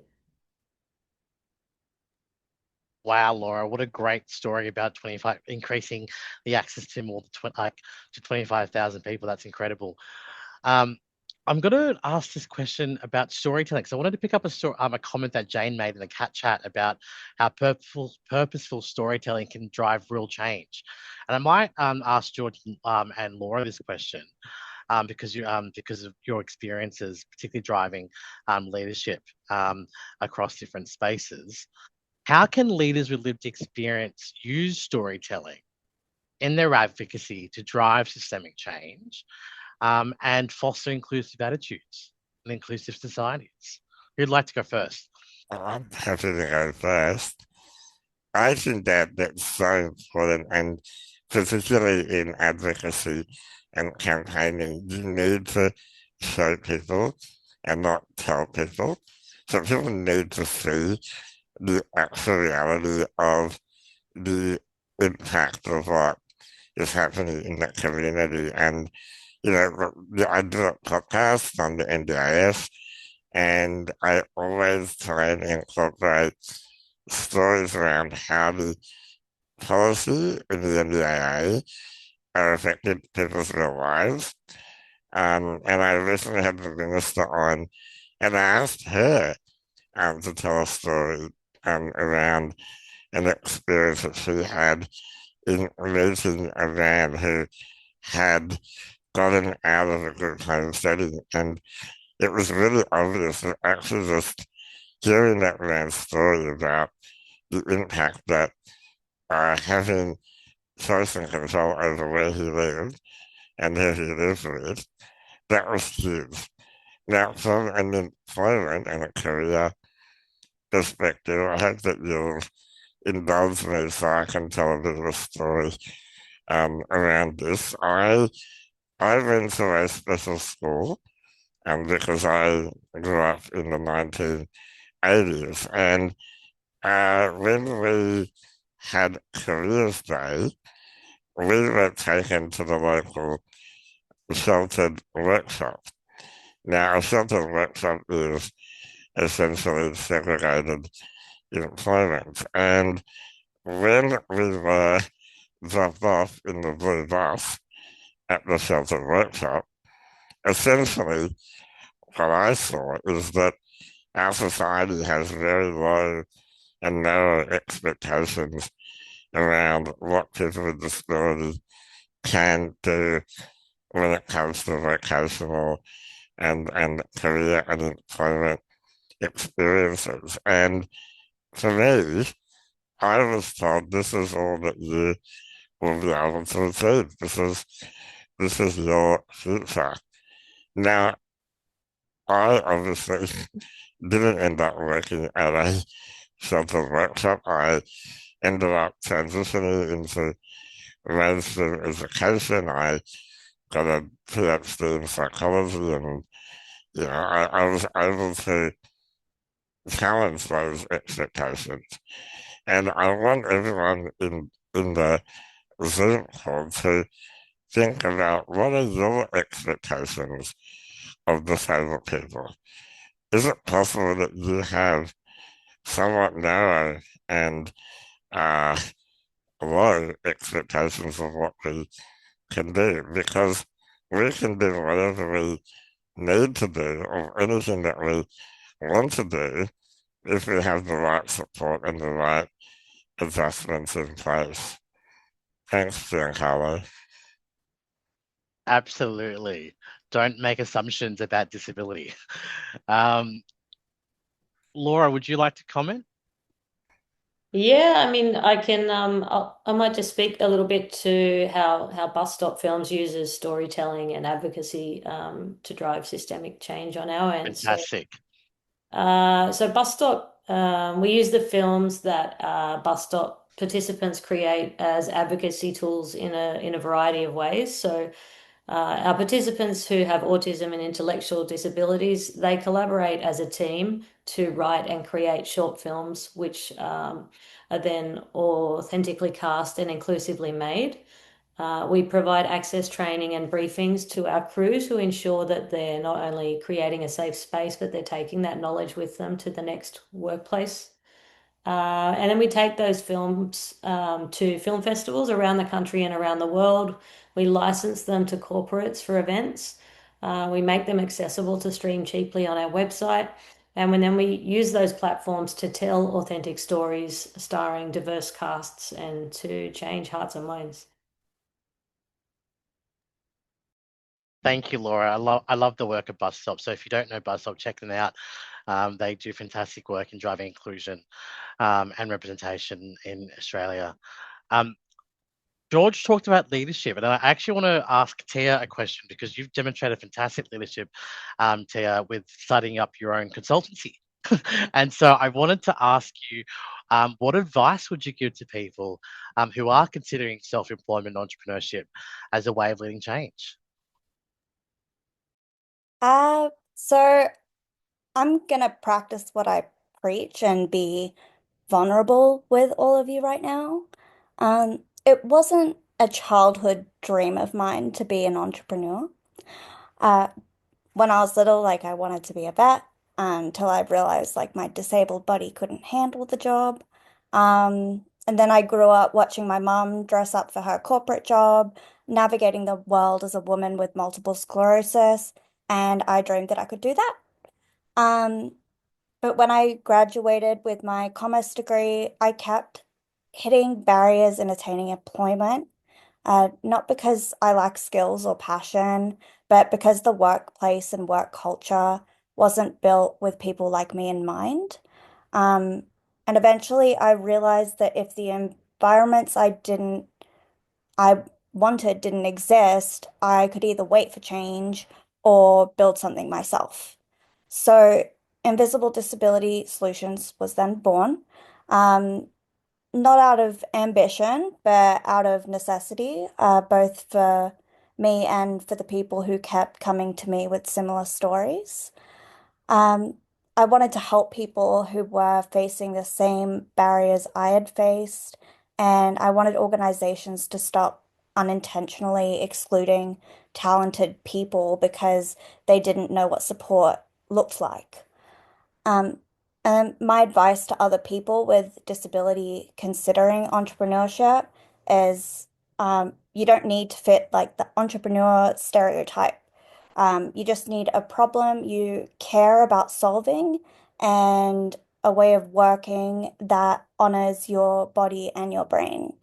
So make a simple business plan, figure out what you need as an entrepreneur, like your access needs, your energy patterns, your boundaries. So map out your support network because no one builds anything meaningful alone. Like I don't touch accounting with a 10-foot pole. Like it is not my favorite thing to do. Um, and most importantly, recognize that your lived experience isn't just valid, it's valuable, it's expertise. So, entrepreneurship can be a powerful way for people with disability to lead change, not by waiting for permission, but by building the solutions we wish we had. Thank you, Tia. Thank you for being vulnerable. That was, yeah, I'm sure your story resonates with a lot of people in the room. And I too hate accounting. And so I absolutely agree with you in delegating that to somebody else. I wanted to shift the conversation because you mentioned support and like how the consultancy came about because you wanted to support people who had similar stories to you. So George touched on supports earlier, like, I think he's made the point that with the right supports, we can do anything. But we have the NDIS to have employment service supports in place. So I thought I'd ask George, given your multiple roles, what is needed for inclusive workplaces to take on people with disability and be confident in providing the right supports. Thanks, Giancarlo. I think it's important that everyone in the room is aware that there are a lot of government-funded supports available for people to essentially get better, get more skilled up, and also get more support to get jobs. And it's really, really important that people can ask for what they need, particularly if they are, a person who is able to access the NDIS, that there are a range of things. The NDIS was essentially, sold on the promise that people with disability would get a lot more involved in society and in economic participation. But for reasons that are complicated and probably far too complicated for the time that we have today, the statistics haven't quite achieved what we were all hoping for. And I began storytelling. I remember saying to my NDIS planner that I needed a Bluetooth function on my new wheelchair with the NDIS. And the planner said, no, we're not going to fund that for you. That's something that your employer should fund. And that's not the case. The NDIS does have a responsibility to fund all reasonable and necessary costs so that that person can do what they need to do, just like everyone else. And I think that's good to know, because sometimes employers think or are concerned that it's going to be financially difficult for them to accommodate a person's needs, that they're going to have to pay for a ramp, for a new bathroom, for a lift. No, these are things that the government will accommodate, and that's a good thing to know. Thanks, Giancarlo. Absolutely, George. Laura and me says that's all about so-called unjustifiable hardships. And that absolutely is incorrect. We don't need to make assumptions what access can cost. So thank you, George, for sharing that story.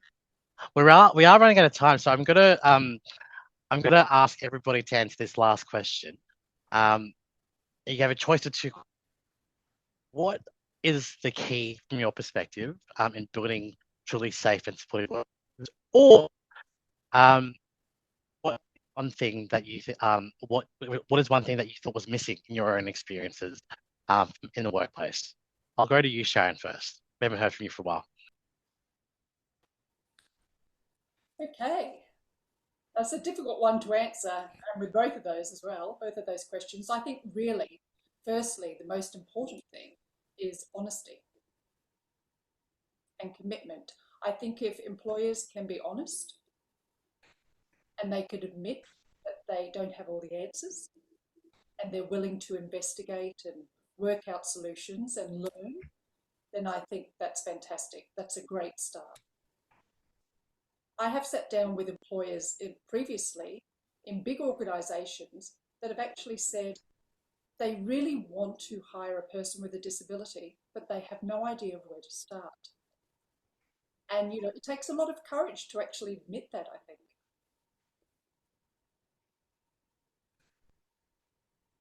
And I think it's about breaking the mold and becoming the first person to start that conversation. Maybe as an employer, you've never had a person with a disability in the workplace before, but maybe it's about looking at organisations that have a lot of people with disability in the organisations or are disability-led, because they can share their experiences and they can work with you to make this work. And so it really is about having courage.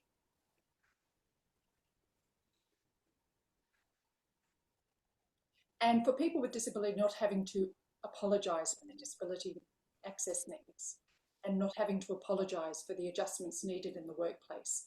As a person with disability, as people with disability, we need to be able to vocalise what we need and also to bring to the table solutions.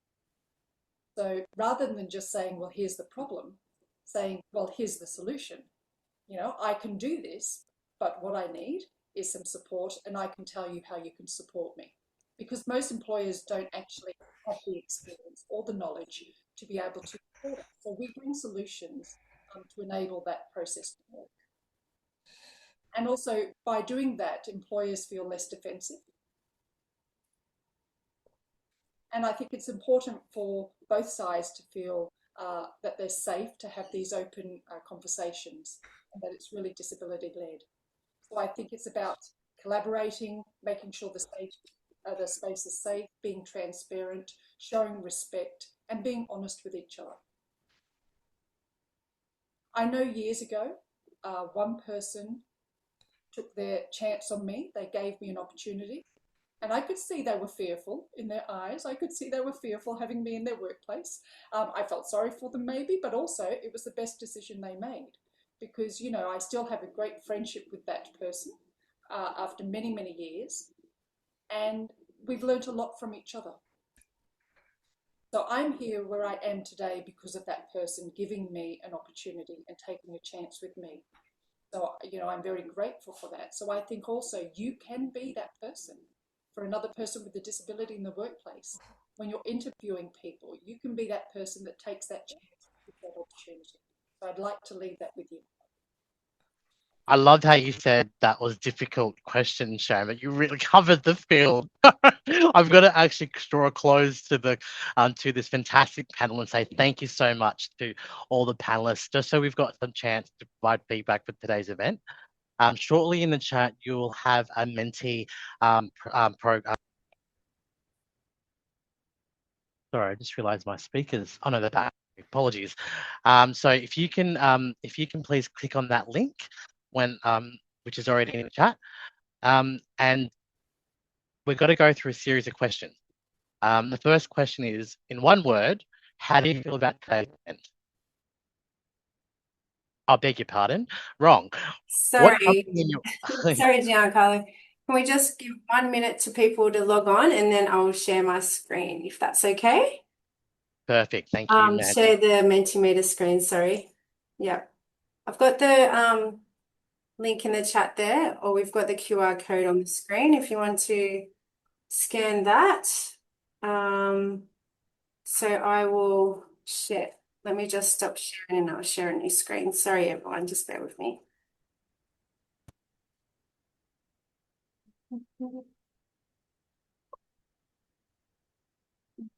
Oh.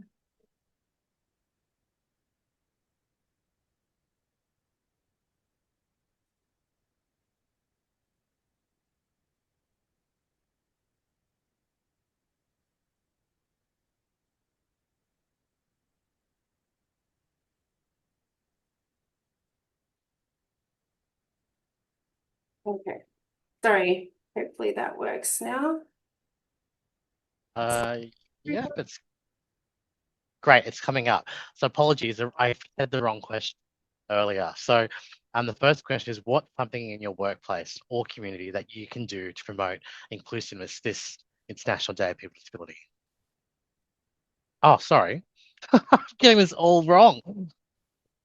What's one word that you felt about today's event?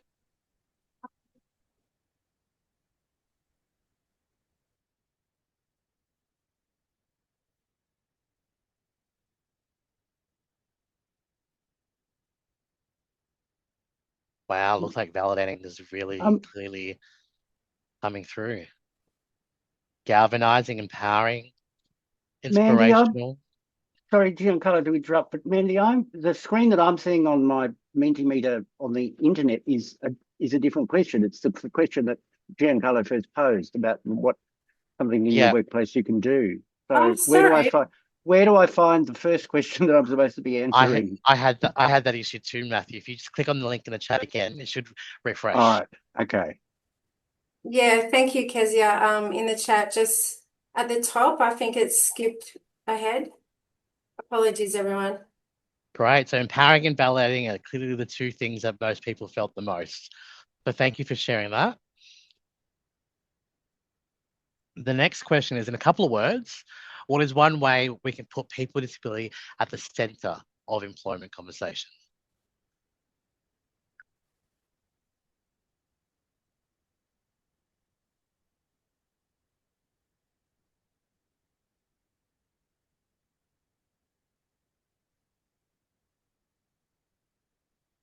Open the conversation, listen and empathise, ask them, involve us. Clearly, okay, listen's coming up a lot.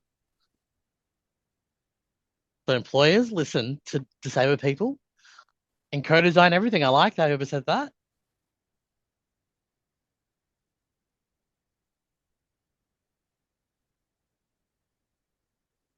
Yeah, and I like the call out about economic security. Disabled people need to be paid more. Right. Empathy, curiosity, and a growth mindset. That's fantastic. Thanks, Mandy. Should we go to the next slide? Now, one word again. Describe how you feel about the future of inclusive employment after today.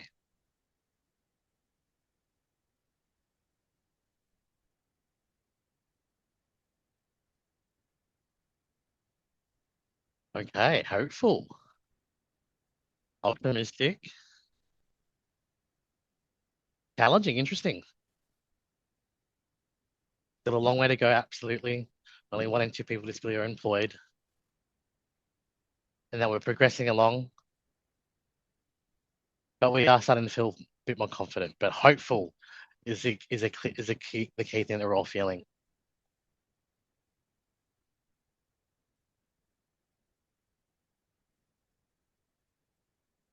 Lovely. Okay. I've lost my document now. Sorry. And lastly, the question I started with, if we can go to the next slide.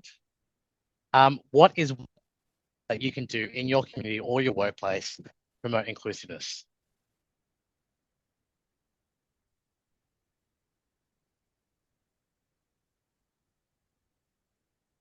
Yeah, action plans, make a genuine commitment, education, share your own story. I love the mixture of individual and organizational societal-wide action. I just want to end on this lovely sentence: inclusiveness is a goal for every day. That reminds you that inclusiveness is a practice. How can you do something every day to ensure that you're inclusive? All right. Well, thank you so much, everyone, for that feedback and for that, for answering those questions. Apologies for keeping you a bit over time, but I did want to draw a close to this fantastic event and thank everybody who came today for the fantastic conversation. I particularly want to thank AFDO and SSI for bringing us all together. And hopefully you've learned something today that you can take away to improve disability employment in the mainstream. We have so much to go, as someone mentioned in the feedback, and only through our own actions that we can create inclusive societies for everyone. Thank you again, and enjoy the rest of your day.